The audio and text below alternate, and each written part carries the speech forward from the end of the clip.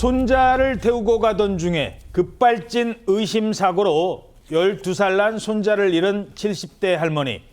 급발진이냐 아니냐, 이 책임 소재를 둘러싼 민사소송 제1심 판결 결과가 조금 전에 나왔습니다.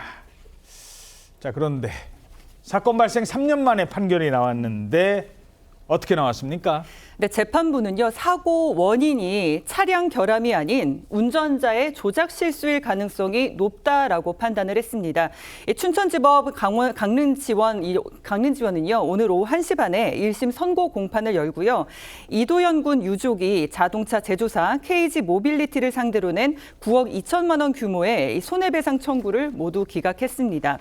이 3년 전인 2022년 12월 강릉시에서 발생한 사건인데 이 사고 당시의 영상 모습이거든요. 70대 할머니가 12살 난 손자 이도현 군을 태우고 운전한 SUV가 급발진 의심사고를 냈고 이 사고로 손자 도현 군이 사망을 했습니다. 당시 차량 블랙박스 영상에는 브레이크가 말을 듣지 않는 것을 감지한 할머니가 이게 왜 안 돼? 라고 하면서 이 손자 도현 군을 애타게 부르는 음성도 담겨 있었거든요. 사고 발생 후에 도현 군의 가족은 제조사를 상대로 이 9억 원대 손해배상 소송을 진행했습니다. 그런데 오늘 1심 선고 결과가 나온 건데 급발진이 아니다라는 그런 판단이 나온 겁니다. 이 사고로 어린 손자, 어린 아들을 잃은 할머니와 부모의 심정을 누가 이해할 수 있을까요? 그날 이후 이 가족들의 일상은 무너져 내렸습니다. 남은 여생을 어머니가 살아가실 때 마음의 부담감이라도 마음의 짐을 조금이라도 덜어내고 살아가셨으면 하는 마음으로 계속해서 이렇게 노력을 해왔던 거였고요. 운전하셨던 그 입장에서 너무나 사랑했던 손주를 하염없이 이름 부르며 달리셨던 그 기억조차 없으시지만 그 사고 이후에 지금 상황을 묵묵히 견뎌내시는 어머니께 감사하기도 하면서도 사실 그 이후에 아들 노릇을 제대로 못해요, 저도. 자, 사고 발생 후에 1심 선고 나오기까지 정확히 2년 6개월 걸렸습니다. 사고 당시를 재현하기 위한 실험까지 진행했었잖아요. 그렇습니다. 소송 과정에서 유족 측 신청으로 사고 당시를 재현하는 실험이 도로 위에서 직접 실현되기도 했었습니다. 유족 측이 재현 실험을 통해서 페달 오조작이 아니라 차량 결함에 따른 급발진 사고다 이렇게 주장을 한 건데요. 제조사는 차량 결함이 없다는 입장을 고수하면서 양측이 재판 내내 팽팽히 맞섰습니다.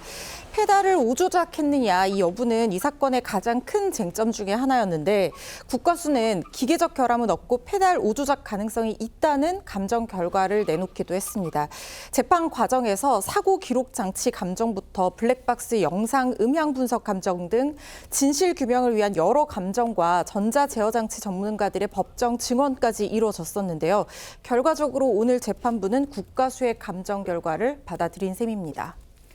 이 사고 직후에 손자부터 찾던 할머니의 모습은 많은 사람들의 가슴을 먹먹하게 만들기도 했었습니다. 그 생각만 하면 편이 너무 건강했잖아. 건강했는데 그날 하늘나라 가지고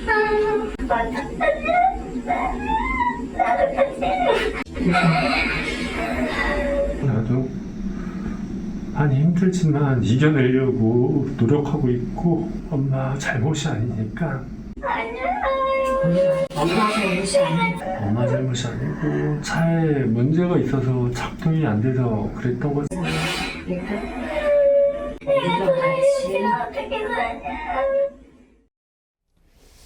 자, 이게 지금 민사가 있고 형사가 있는데요. 오늘 나온 건 민사고 형사 사건에서 할머니는 혐의 없음 판단을 받았었죠? 네, 그렇습니다. 이 70대 할머니는 교통사고 처리 특례법 위반, 이 치사 혐의로 형사 입건이 됐었습니다. 그런데 경찰이 재수사까지 진행한 결과 지난해 10월에 혐의 없음으로 이제 사건이 종결되면서 이 도현 군의 할머니는 사건 발생 2년여 만에 형사 책임에서는 벗어날 수 있었습니다. 그러니까 할머니가 형사 가해자가 된 이 상황에서 벗어날 수 있었던 건데요.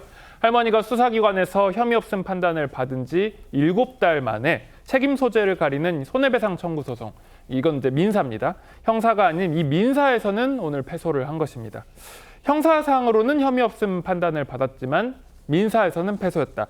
이게 사실 할머니가 형사에서 무죄라고 한다고 그것이 바로 곧 민사소송에서 차량 결함이 있었다라는 게 이제 바로 이어지는 게 아니거든요. 형사와 민사는 별도의 판단을 합니다. 그러나 다만 형사 사건에서 어떤 결론이 내려지면 이 사실에 대해서 다른 재판부에서도 민사에서도 고려를 하게 될 가능성이 큽니다. 다만 오늘 이제 재판 결과를 보면 이 형사 사건과는 조금 다른 입장을 취한 것 같습니다.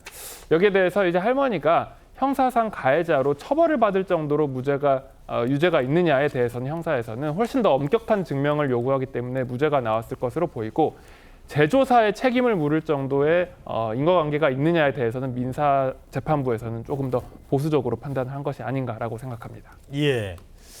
자, 2년 6개월 만에 오늘 민사 재판 1심이 나왔는데 사실상 이렇게 되면 뭐 할머니나 가족 측 입장에서는 패소거든요.